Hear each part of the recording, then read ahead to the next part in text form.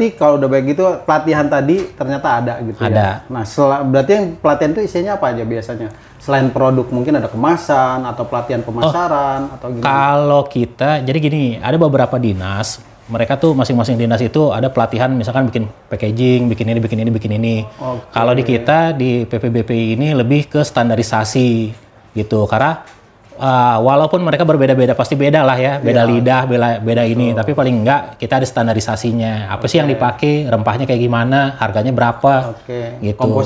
Komposisi semua, terus dari mulai pekerjaannya segala macem, gitu kan ya. Karena kalau kita kan nggak mau kejadian orang minum kopi tahu-tahu mati.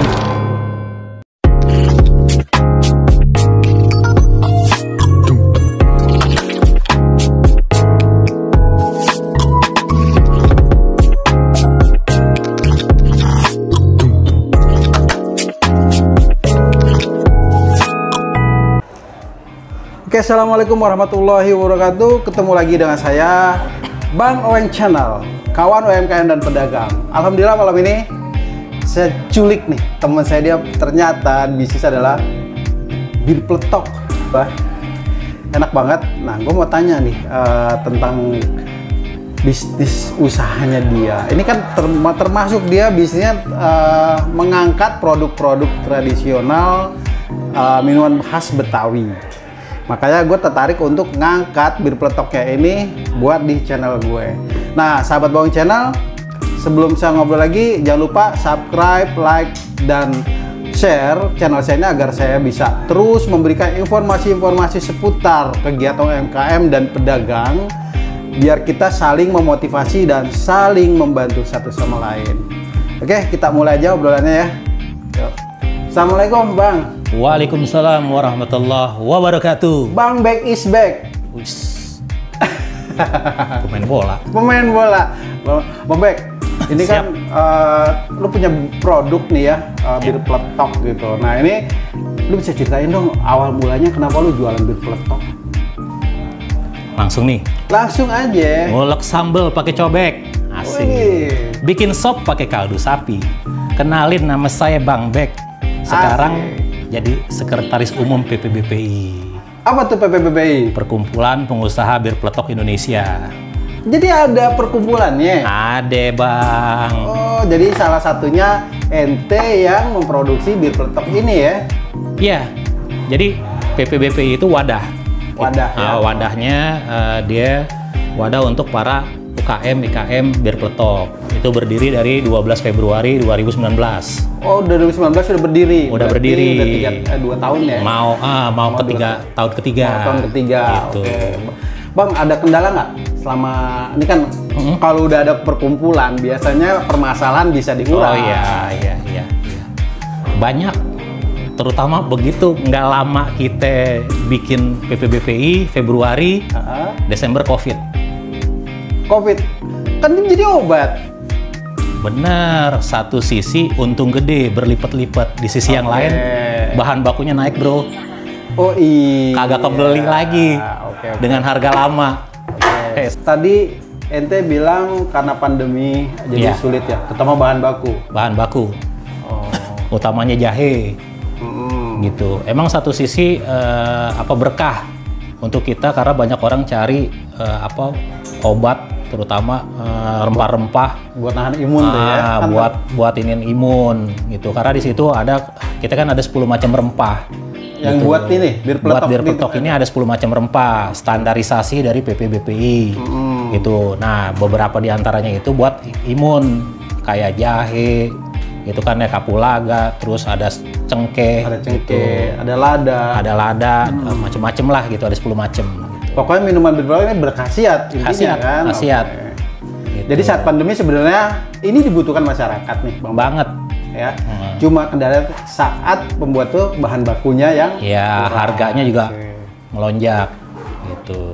Nah, ini dari perkumpulan ini nih, Bang. Ada nggak sih pembinaan dari perkumpulan tadi buat anggota-anggotanya? Kalau dari kita perkumpulan ada. Jadi dari 2019 itu kita bikin beberapa kali ada workshop. Oh, ada workshop juga? Ada workshopnya. Jadi ada workshop waktu itu masih offline. Oke, gitu. justru tatap muka tuh tatap ya. muka. Awal pertama kali itu kita bikin workshop di sini di Etnikom. Itu yang ikut 50 orang. Banyak, lumayan. Di lalahnya ada yang paling jauh dari Sulawesi. Sulawesi peserta. Dari Sulawesi peserta kita datang, "Bang, ke sini ngapain? Pengen ikut doang."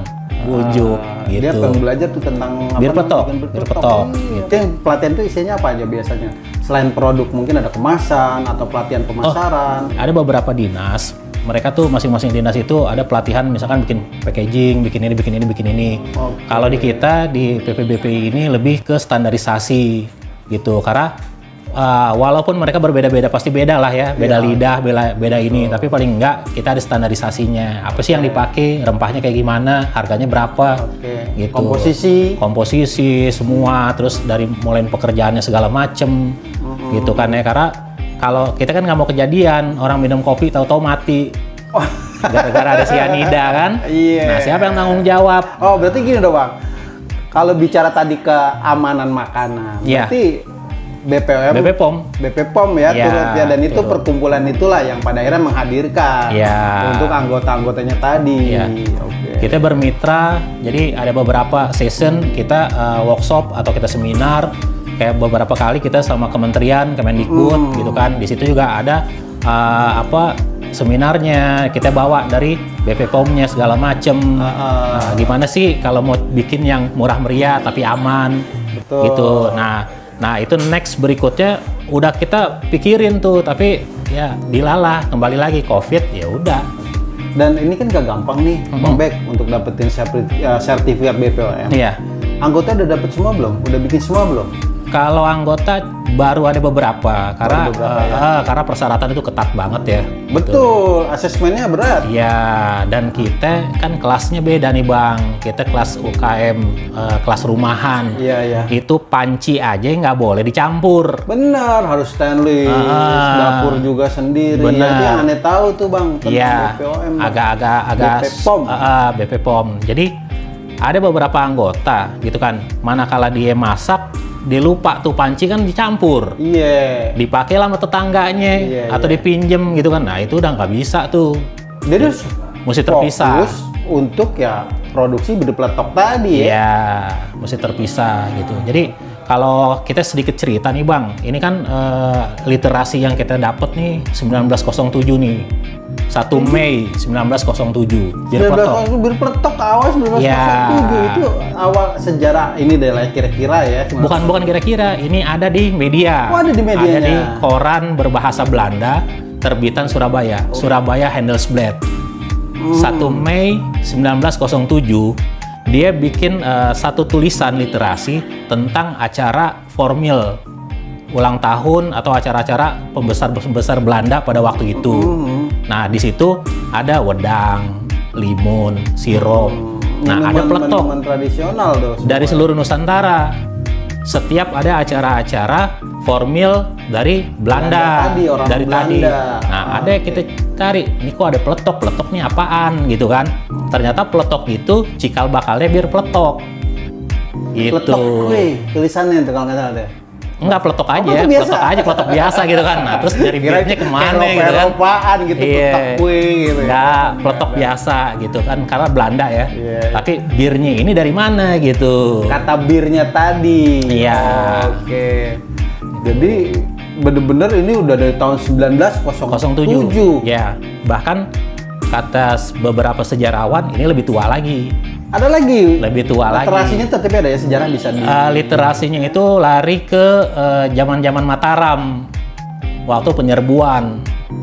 Ke Jakarta. Itu kan abad keberapa? Dan minuman itu dibawa ke Jakarta. Ya, karena kan kalau kita lihat komposisi, ini kan nggak jauh beda sama wedang. Bener, sama wedang uwuh. Wedang uwuh, wedang jahe, nggak jauh beda kan? Kita bilang mungkin ya ada lah interaksinya. Dari korelasinya juga ada. Wedang uwuh sama bir peletok. Benar. Aneh baca komposisinya sama Bang. Hampir. Iya, hampir sama. Cuma warnanya aja. Iya, dia wedang uwuh juga warnanya ungu. Cuma dia 4 macam sampai 5. Cuma dia bedanya dia pakai gula batu untuk menikmati. Iya. Kalau kita kan enggak gitu. Kita paling bedanya di jahe emprit. Bedanya mereka tuh pakai jahe merah. Gitu. Nah, itu adalah rahasianya. Jadi makin dikulik. Aneh ngulik-ngulik itu ya kurang lebih sekitar 3-4 tahun ke belakang itu sampai sekarang gitu kan ya. Makin dikulik makin menarik gitu.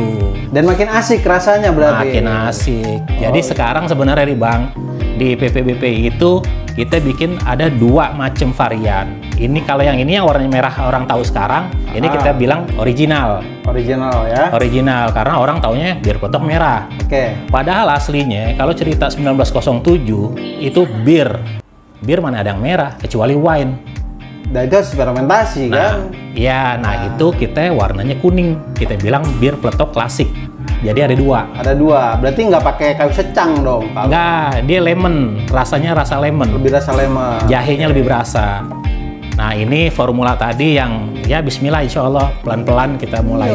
Tapi emang lebih dikenal yang bir peletok yang warna ini merah gitu kan. Yang merah. Ini aneh baru denger nih ada bir peletok klasik yang warnanya kuning dan berbusa. Oke. Dan itu kalau misalnya ada nama bir kan Eropa nih. Alkohol dong. Gitu. Tetap ada alkohol atau non alkohol nanti? Non alkohol. Jadi gini Bang, kata bir itu bukan bir minuman beralkohol Eropa, tapi bir ini dari kata birun, berkumpul bahasa Arab, artinya kumpul atau mata air. Diambil cikal bakalnya jadi bir peletok. Karena peletok itu dia kalau dulu cerita orang dulu dimasukin di lodong bambu gitu kan ya, rempah-rempahnya dia masukin daun pandan semua segala macem, dimasukin batu es, dikocok, letak-letok. Karena dia pakai kayak bikin tuak gitu. Cuma beda. Nira ya. Tuak nira. Nah, karena itu kan dia pakai secang, merah kan langsung. Jadi begitu dia tuang, itu berbusa. Itu berbusa. Nah, itu cikal bakalnya. Cuma kalau dulu dia kan warnanya kuning. Gitu. Ya. Oh, jadi ada awal begitu ya? Awal. Lodong tadi, batu gitu ya. Masukin rempah-rempahnya, dimasukin es batu, dikocok, letak-letok. Maka jadi namanya itu adalah bir peletok. Nah, birnya itu dari kata birun. Berkumpul atau mata air. Bir yuk. Yoi. Karena kalau cerita minum ngebir pasti nggak mungkin sendiri. Pasti rame-rame. Ngebir, oke. Berarti nih sahabat Bang Channel, jadi bir peletok nggak cuma bikin doang, nggak cuma minum doang. Ternyata sejarahnya tuh ada dan menarik tadi ya. Iya. Dari zaman Belanda dulu. Dari zaman Belanda itu era 1907. Lari kemari itu tahun-tahun 40-an. Itu dulu kalau dibilang Jalan Raya Bogor itu abang taunya di mana? Yang sekarang kan ya kan? Iya, Jalan Raya Bogor tuh Jatinegara tuh sampai ke Cijantung terus. Jalan Raya Bogor tuh. Nah, kalau dulu Jalan Raya Bogor itu adanya di Manggarai. Jadi Manggarai itu depan kali itu tempat transitnya Sado sama kereta kuda sama kuda-kuda. Yang mau ke Bogor dia transit di situ buat ke Jakarta. Jadi ganti kuda, ganti sadonya semua segala macam di situ. Yang dari Jakarta mau ke Bogor transitnya di situ. Nah, di pojokan itu ada warung yang jual bir peletok. Itu era tahun 30-an. Itu kalau ditelusuri masih ketemu nggak tuh tempat? Udah nggak ada. Iya, masih, tapi posisi tahu dong lokasinya. Foto-fotonya ada. Foto-foto kedai minum. Nah, berarti gini nih Bang Bek ya. Itu pernah dengar juga di perempatan Jatinegara, pertigaan kayaknya. Pertigaan Jalan Raya Bogor. Iya. Itu di Jatinegara. Makanya sebut tadi mulai dari Jatinegara, Jantung, terus kan sampai ujung. Itu. Cuma kan kalau sekarang ini jalan tadi Raya Bogor ya itu Jantung ke sana itu. Iya. Ya. Oke. Sekarang kembali ke bir peletok nih. Kembali lagi ke tadi perkumpulan PPBPI. Nah, selain tadi pembinaan produksi, karena kan buat ada sertifikat BPOM, halal, PYRT. Nah itu kan sebenarnya satu hal yang benar-benar membutuhkan kesabaran nih buat pengurus maupun buat anggotanya gitu kan ya. Terus kedua lagi kondisi COVID kayak begini gitu ya. Ini penjualan gimana sih Bang? Karena ada sebagian teman-teman yang bikin bir peletok jual ternyata kenceng. Ya kita sih nggak memungkiri bahwa COVID ini membawa berkah untuk praktisi bir peletok. Buktinya penjualan itu bisa naik di awal-awal COVID itu bisa sampai 3 kali lipat kita penjualan. 300%. 300%. Tapi begitu berjalan, ternyata bahan baku itu kan yang diperluin untuk imun tadi segala macam naik juga. Ya karena kebutuhan tuh Karena ya. kebutuhan. Jadi harga naik. Tapi dibeli tetap. Dibeli tetap, tapi kan harga jual nggak Jadi naik-naik. harga ya susah juga ya. Nah, dilemanya kan di situ ya. Satu sisi berkah, sisi yang lain musibah. Iya benar juga ya. Tapi alhamdulillah nih para anggota masih berjalan dong saat ini kan. Iya, masih berjalan. Jadi kita PPBPI mensiasati nggak boleh offline, nggak boleh ada event-event semua segala macam tuh agak lumayan juga. Jadi kita bikin waktu itu kayak workshop virtual. Waktu itu udah berjalan. Siasatnya tuh kan mensiasati nggak COVID. bisa tatap muka. Iya, kita bikin virtual. Waktu itu udah sempet sampai 3 kali kita bikin virtual. Tapi di tengah jalan ternyata ya mesti udah di hold dulu deh gitu. Karena kondisinya di tempat kita kebetulan di kantor itu masuk zona hitam. Waduh, udah parah. Iya. Sempet masuk ini nggak produknya kalau di hotel-hotel atau restoran tertentu? Di hotel udah pernah. Beberapa kali pernah, cuman yang jadi masalah adalah pembayaran. Gitu. Oh benar, karena dia sistem kredit dong. Iya. Nggak kita Nggak langsung cash. supply barang dibayar saat itu kan. Iya, gitu. iya, termin. Termin. Nah itu yang buat kita UMKM ini jadi kendala. Sekali, iya benar gitu kan. Kedua kali, ketiga kali sampai seminggu udah puyeng dah. Iya, permintaan terus. Modalnya modal-modal industri kecil, rumahan. Kecil. Nah berarti kan satu permasalahan harus bisa diselesaikan Bang. Karena kan kalau udah masuk hotel nih kan, apalagi bintang 5, berarti naik kelas dong produk dong. Iya. Ya. Kemarin saya waktu ngobrol sama Bang Bim sempat saya bilang asesmen sama audit untuk bisa jadi supplier hotel berbintang itu secara mengunjungi dapurnya si produksi tadi. Nah itu yang memang akhirnya kawan-kawan industri rumahan ini keberatan. Karena memang mereka bikin di rumah. Iya sulit ya. Dia masak buat kebutuhan sehari-hari satu di dapur itu, dia bikin produksi itu, sementara itu standar di BP POM tidak memenuhi syarat. Tapi rasanya luar biasa nih Bang. Ya, cuma kendala tadi. Nah ini mungkin ya harapan kita nih dari BPBPI. Selalu belibet. Oh, iya belibet ya. Itu mudah-mudahan bisa memberikan jalan keluar nih buat anggotanya nih. Amin. Karena saya sebagai orang Betawi seneng kalau misalnya bir peletok itu bisa menjadi minuman tamu-tamu yang nginep di hotel. Jadi welcome drink Bang. Udah ada pergubnya. Apa lagi itu? Ya tadi kembali lagi kita berharap peran pemerintah bukan cuman bikinin pergub, tapi juga mengayomi dalam arti benar-benar mereka turun. Ini lo dibantu. Iya harus dari dinas perindustrian itu semua. Karena selain ini pelestarian budaya, tapi juga ekonomi kreatif. Kayak Bang Sandi sekarang bilang gitu kan. Oke, ada produk cair, berarti ada serbuk. Nah ini proses gimana sih? Karena yang saya tahu itu bir peletok itu ya cair dan ketahanannya juga kalau nggak lama gitu kan ya. Iya. Karena saya pernah lupa nih waktu saya simpen, berarti di lemari es. Iya. Pasti rasanya udah berubah dan nggak enak. Jadi agar Bang. Jadi beli bir peletok rasanya rasa agar kalau udah seminggu. Udah seminggu. Tapi itu kalau masuk freezer. Oh iya. Kalau masuk 3 hari. 3 hari kan. Suhu ruang tuh 3 hari udah gumpel dia. Udah beda lah. Beda. Udah nimbul busa sendiri. Nah, berarti itu nggak pakai bahan pengawet ya? Ya nggak pakai sama sekali. Oke. Berarti aman buat dikonsumsi. Nah di antara anggota itu, kalau plastik seperti ini nih paling banter 4 hari.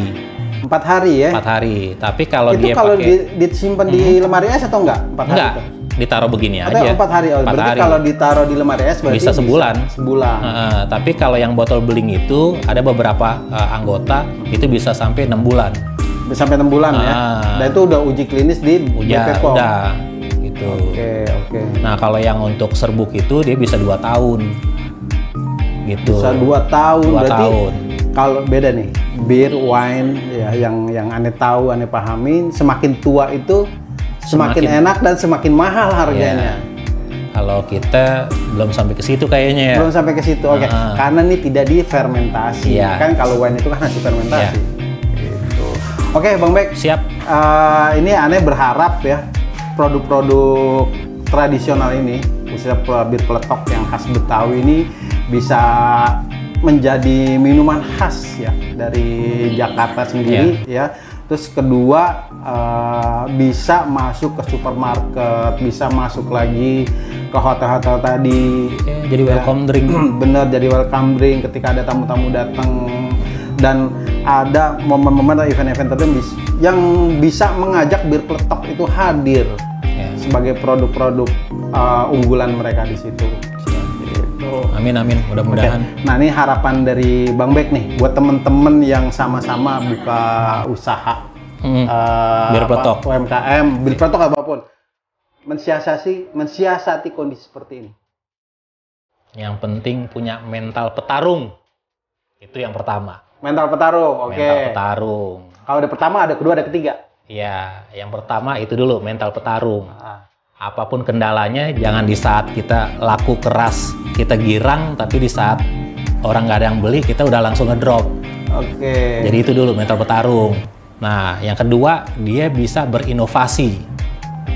Walaupun ini produk lama nih, dari 1907 bahkan lebih lama lagi. Inovasi itu selalu berjalan, mengikuti zaman. Iya, benar. Nah, itu yang bakal bertahan. Sementara itu aja dulu. Itu aja dulu ya. Itu aja dulu. Pelit juga nih nggak sih? Tapi oke, nggak apa-apa ya. Ini sangat menarik banget nih. Kayaknya akan ada sesi kedua nanti, nggak tahu kapan kita atur jadwalnya. Lebih ke bagaimana tips-tips membuat bir peletok yang enak dan tahan lama, walaupun tambahan bahan pengawet. Gitu. Oke, sahabat Bang Oeng Channel semuanya, demikian tadi saya ngobrol-ngobrol dengan Bang Bek ya, salah satu pengurus di perkumpulan usaha UMKM bir peletok ya. Dan ternyata kiat-kiatnya banyak banget nih buat anggota juga, manfaat dari termasuk sejarah tadi. Dan saya baru tahu kalau bir peletok itu ada sejarah tersendiri. Ya. Oke, sebelum saya akhiri, saya ucapkan terima kasih nih pada Bang Bek atas waktunya ya. Sama-sama. Kalau dari saya sih sukses terus ya, tetap semangat. Amin. Seperti ini. Ya, sekali lagi jangan lupa subscribe, like, dan komen, juga share Bang Oeng Channel. Billahi taufiq wal hidayah. Wassalamualaikum warahmatullahi wabarakatuh. Waalaikumsalam warahmatullahi wabarakatuh.